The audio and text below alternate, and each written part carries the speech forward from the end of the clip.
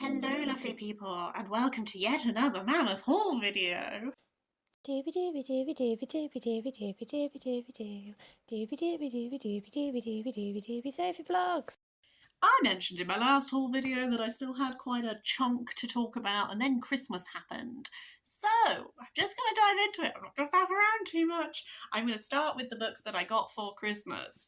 So my lovely friend Mark got me 2 books for Christmas. I feel very, very lucky. First of all is Paradise Rot by Hval. I read Girls Against God by Hval because the same friend got it for me and we did a podcast episode on it, and I will link that down below. I wasn't sure how to feel about Girls Against God as I was reading it because definitely some of these surreal body horror kind of stuff is not always my jam, and by always I mean most of the time. But I really enjoyed discussing Girls Against God, and that made me like it more. This, I have been warned, is a lot more of like a body horror kind of gross thing. So I think I'm going to have to pick my time reading it. What I really know is that we follow Jo, who is living in this house, and she sort of essentially, like, her senses become heightened. She becomes more aware of all this stuff happening. It's described on its blurb as a heady and hypersensual portrayal of sexual awakening and queer desire. I love queer books. I will be interested to see how I get on with this one. The other book that Mark got me is Oz, The Complete Collection, Volume 1 by L. Frank Baum. I have never read any of the Wizard of Oz books. This has The Wonderful Wizard of Oz, The Marvelous Land of Oz, and Ozma of Oz. I know that these are like absolute iconic classics. I don't really know what the reality of them is like versus the idea that is popularized by the films. So this is going to be very interesting to dip into and explore. My dad did his classic and got me some graphic novels. So I have Camelot 3000 by Mike W. Barr and Brian Bolland. I love Arthurian things. I really enjoy reading retellings or things that are riffing off of the myth. Part of the thing about Arthur is that, like, he will return when his people need him most. And in this, it's 3000 AD, but the entire Earth needs him. So it's kind of like a sci-fi Arthurian thing, I think. I think this was published a while ago. So I'm really interested to see what this one's going to be like. He also got me some Terry Pratchett. This is The Last Hero, illustrated by Paul Kidby. I'm actually only, I think, 1 or 2 books away from reading this because I have been reading the Discworld series in chronological order on my Kindle. And so I'm really looking forward to when I get to this one. This is this beautiful, it has these incredible illustrations like all the way throughout it. Just as an example, here's a bunch of dragons. I really enjoyed the Discworld novels anyway, but this seems like a really fabulous, like, physical book to own, so I'm really looking forward to seeing all of the different... The art style in here seems quite different, and so that's part of what I'm excited for, is all of the different, like, illustration styles and that kind of thing, so very excited for this one. And then my final Christmas present is one that sounds really intriguing, but I think I need to do some further reading first. So this is Cat Godot and the Aeneid by Trudy Last. The Cat Godot, which translates to Battle of the Trees, is an enigmatic Middle Welsh poem attributed to the Taliesin persona. And I have not read the Cat Godot, so I need to read that before I can read this. But my understanding of this is that the author is proposing that it's not about Sacred Grove mythology, but is instead the first Welsh example of mock heroic poetry, which is drawing upon the Aeneid. I, having not read Cat Godot or knowing much about it, cannot attest to whether this is controversial, whether this is, like, legit. I've no idea. But I gotta read that before I read this. An iconic part of Christmas now is the Waterstones 50% off Boxing Day sale. I did get myself some delights, all of which were already on my radar as books that I wanted, so I was really pleased to spy them. I'll kick things off with a book that I just think is stunningly beautiful. This is Lapidarium, The Secret Lives of Stones by Hettie Judah. I saw this in a bookshop and I took a picture of it because it was so beautiful. I have to say, I think my gran would have loved this book. I recently reviewed a book that she had lent me, which was Under the Rock, and I thought it was going to be more geology-based, and it wasn't. So then it left me wanting to read something that was a bit more geology-based. Enter Lapidarium. So this says, from the red ochre used in cave paintings to the moldavite that became a TikTok sensation, from the stolen sandstone of Scone to the surprising acoustics of Stonehenge, from crystal balls to compasses, rocks and minerals have always been central to our story. I think that this is going to be absolutely fascinating. I feel like with nature writing, I'm sort of feeling out the areas that I don't know anything about, that I'm excited to explore, and this is definitely one of them, so cannot wait to dive into this. Another stunning book is, I also got this, I think this is an exclusive edition of The Marriage Portrait by Maggie O'Farrell. My friend lent me Hamnet this year, and I read it in October, and that's in my October reading wrap-up, which I'll put in the link down below if you want to hear my thoughts on that. But I thought it was beautifully written. This is about Lucrezia de Medici, and the Medici family, I think, are fascinating. I think she is a figure who is interesting. She comes from such a powerful family. I think it's going to be really fascinating. I don't understand all of the animal imagery yet. I'm really intrigued as to why there's all these exotic animals on here, and then there's this as well. I really loved the writing style of Hamnet. I really liked a lot of the metaphors that were used, and sort of the way that we circled around grief and loss and that kind of thing. So I am interested to see how Maggie O'Farrell will be framing this and handling this, and I'm really looking forward to hopefully another wonderful reading experience. I also picked up Ghost Music by Anne Yu. Not just because of the mushrooms, but that is heavily why I'm interested. We follow Song Yan, who lives in Beijing, and essentially she's been married to her husband for a while. She gave up her career as a concert pianist to marry her husband, but every time she's broached the concept of them having children, he rebuffs her, and then his mother comes to stay with them, and I believe they start receiving these deliveries of mushrooms, and they don't know where they're coming from, but the two women sort of connect over these mushrooms, and they create dishes with them, and I believe that his mother tells her stories and that kind of thing, and all of that sounded really intriguing. So I saw that Jen Campbell read this and really loved it. I saw that after I'd already bought it, so that's made me even more excited. I think I'm going to prioritise this one quite soon. If we're jumping off of food, I also picked up The Language of Food by Annabel Abbs. This is looking at Eliza Acton. I learned about Eliza Acton through reading Scoff up here by Pen Vogler, because Scoff looks a lot about food and class in Britain, and she talks quite a lot about Eliza Acton, because Eliza Acton had this very famous cookery book in the 1800s, but I gather from reading the blurb of this that she originally was a poet, and so this is looking at the life of Eliza Acton, so I thought, sounds fascinating. Into food writing right now, let's give it a go. The final book I got from the Waterstone sale is Ithaca by Claire North. I believe I mentioned in my 2023 goals that I am enjoying Greek myth retellings. I'm being quite particular about them, but I'm hoping that I've picked a good one. This is all about Penelope, and I'm just really interested to see a novel that focuses on Penelope. I would really like it if this one manages to focus on Penelope and not demonise Helen. That's a high hope that I have. Either way, I think it sounds intriguing. I'm going to add it to my little Greek myth retellings to read, and we'll see how I get on. The next three books I got from the same secondhand charity shop, and boy, I was thrilled. So the first one of these is Meetings with Remarkable Manuscripts by Christopher de Hamel. This was very famous, like when it first came out, massive buzz about it. Christopher de Hamel worked at Sotheby's, I believe, and essentially he's just had a life of handling rare manuscripts, and this non-fiction book is just all about the different manuscripts that he encountered, and I think that sounds fascinating, especially after I read Hidden Hands very recently for my non-fiction November. I'll link that down below if you want to hear my thoughts on that one, but it made me really marvel at manuscripts, just to think about them as a concept, so I'm really excited for that one. I also got The Private Lives of Saints, Power, Passion and Politics in Anglo-Saxon England by Janina Ramirez. I love Janina Ramirez. Femina, which is just up there, was one of my best non-fiction books of 2022. That's the year that just happened. God. This is an earlier one of her books that is all about Saxon saints. I don't really know much about saints, but I think they can be quite fascinating. What I find interesting about saints is the specificity sometimes of what they are saint of. So yeah, intrigued. And then the other piece of nonfiction I got in that one shop is Turning, Lessons from Swimming Berlin's Lakes by Jessica J. Lee. I'm not overly interested in swimming, won't lie to you. However, Two Trees Make a Forest was Jessica J. Lee's sort of part memoir, part nature writing about Taiwan, and that was fabulous. I loved that. That was one of my best nonfiction books of the year that I read it in. So I thought, I'm just going to trust Jessica J. Lee to take me on a beautiful journey. I will also just briefly mention some books that I got from my grand's house. I mentioned that I'm helping my mum clear out her house a bit. So I got The Rattle Bag, edited by Seamus Heaney and Ted Hughes.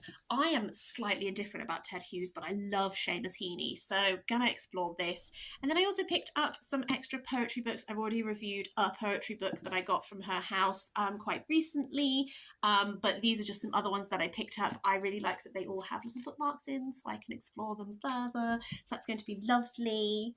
I went to York in November. I'm fairly certain that's where I got COVID, but other than that, I did have a really nice trip. And I picked up 2 books while I was there from Portal Bookshop, which I would really recommend. It is a queer bookshop. They had a fantastic selection of books. It was great.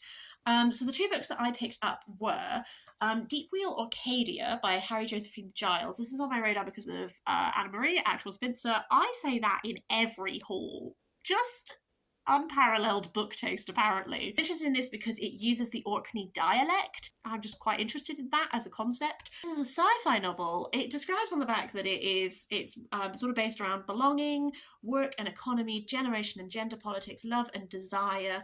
It is sort of like dual language, so it is both in the Orkney dialect and then with a translation on the parallel page. I am super interested to explore some like dialect poetry. I think that's something that I have not really dabbled in like contemporary text. One I got was one of my most anticipated releases, and that's The Genesis of Misery by Neon Yang. This was pitched to me as like Joan of Arc in space with cyborgs or something, and I was like, I'm so sorry, but I absolutely need to own this immediately. I've not read any Neon Yang yet, although they have been on my radar for ages. So this is another sci-fi one. This is going to be a priority for sure. I am so excited about this book. The next 2 books are from my work. Did a little flea market to raise money for charity. And so, to be honest with you, they're books that I probably would not have picked up if it wasn't like, the money goes to charity. So I'm going to give them a go and see what it's like.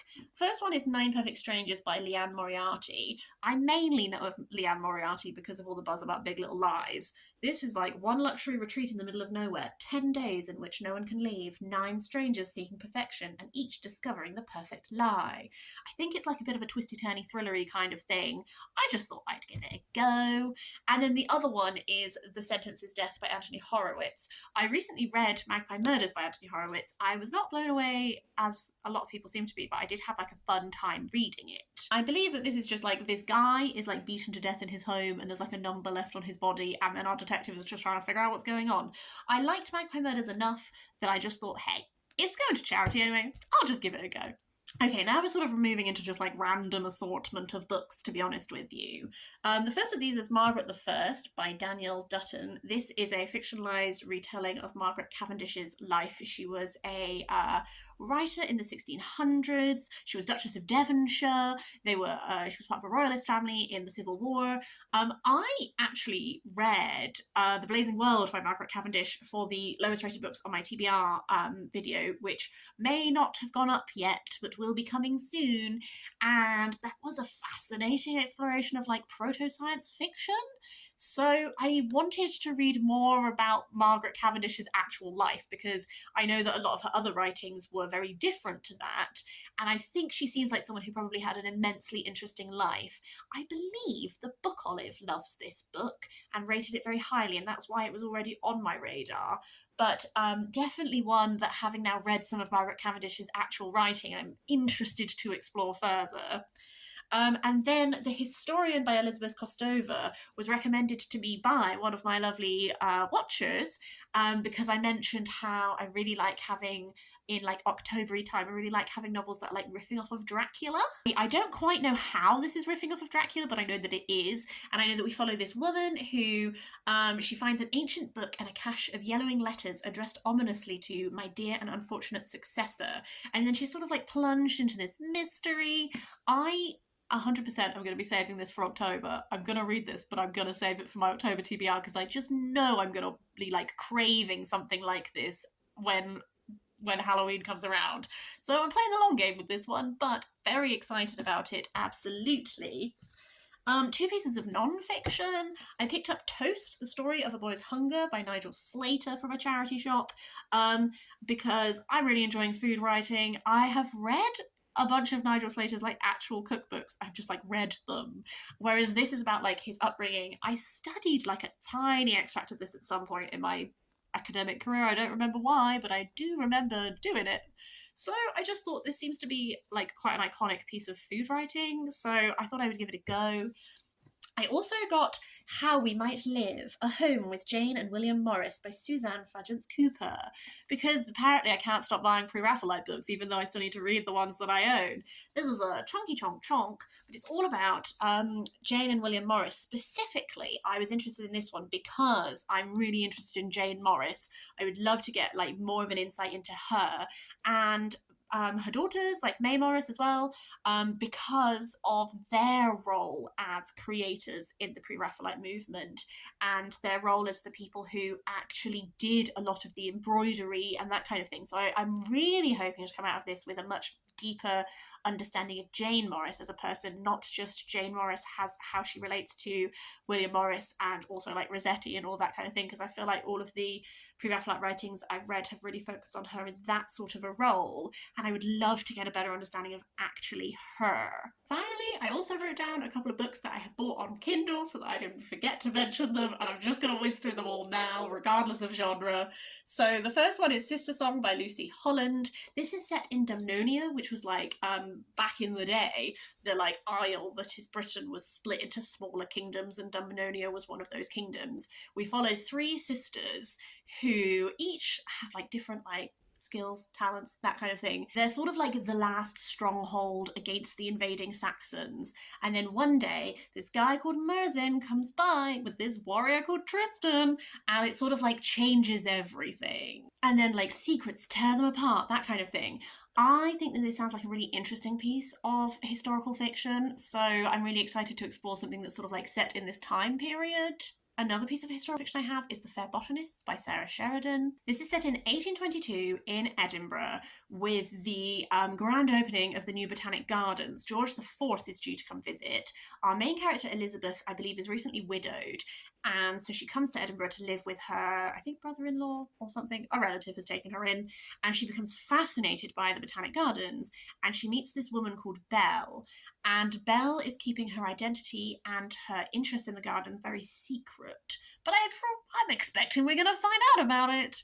I really love Botanic Gardens, and so a book that sort of like hinges around a botanic garden sounds really fascinating to me. I also love Edinburgh. I also think this is an interesting his time in history to be looking at, but I'm super interested about what role the Botanic Garden is going to play in this. I've also picked up The Girls I've Been by Tess Sharpe. I've not read a Tess Sharpe book for a very long time, but when I graduated from uni and I was trying to relearn how to read for fun, my friend recommended to me a Tess Sharpe book and I really enjoyed it. So this is the only thing I know about this is that the daughter of a con man is taken hostage during a bank robbery, and the bank robbers don't really know what they're in for. And I think that sounds like a really intriguing setup. I'm hoping for something that's very like tense and atmospheric with like some twists and turns. Onto some sci-fi, I picked up The Space Between Worlds by Micaiah Johnson. I believe this is like in a world where like multiverse travel is possible, but you can only travel to different worlds if the equivalent version of you is dead in that world. And our main character is just like super rare in like most of these worlds that they know, like she is dead. So she's sort of recruited by this organization so then she can be used to do all of this traveling. But then when one of her alters is killed in suspicious circumstances, it becomes apparent that there's like way more going on than initially seemed.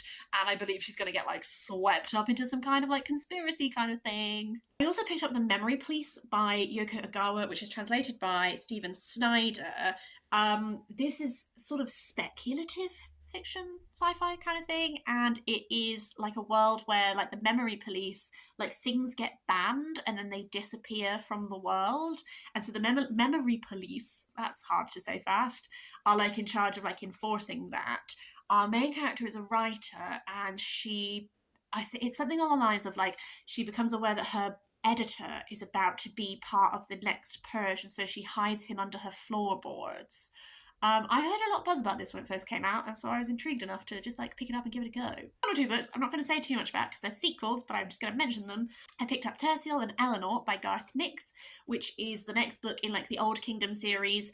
I've enjoyed the follow-ups to the sort of Sabriel trilogy. I've not like loved them, but I enjoy Garth Nix enough that I like feel like I need to know. what's going on. So I don't actually really know what this one is focusing on, where Clarion was a prequel and Golden Hand was like picking up where events had left off. This one, I believe, is in the future or in the past. No longer. Now I'm questioning that. I don't know. Tried to know as little as possible, and I'm just going to pick it up and give it a go. And then finally is Redemptor by Jordan Ifueko, which is the sequel to Raybearer, which was one of my favourite fiction books in like 2021. Was that when it was released? Just like a really fabulous bit of fantasy YA. Although I will say, I feel like I've heard quite a lot of mixed reviews about Redemptor, given that I've been trying to not actually watch reviews of Redemptor so that I don't spoil it for myself. I still feel like I've heard quite a lot of mixed things. I don't know if this is a duology or a trilogy, so I don't know if there's another book to come. I am still going to give it a crack because I loved Raybearer and I do need to know where it's going. But I would be interested, without giving me any spoilers, if you have read Redemptor, what did you think? How did you find it? That's everything that I wanted to talk about this time. I would, as per usual, love to hear your thoughts if you have read any of these. My excitement is already so high, but you could probably still make my excitement even higher by telling me that you liked them. But yes, I hope that you have had a lovely day, and I will see you next time for some unknown video.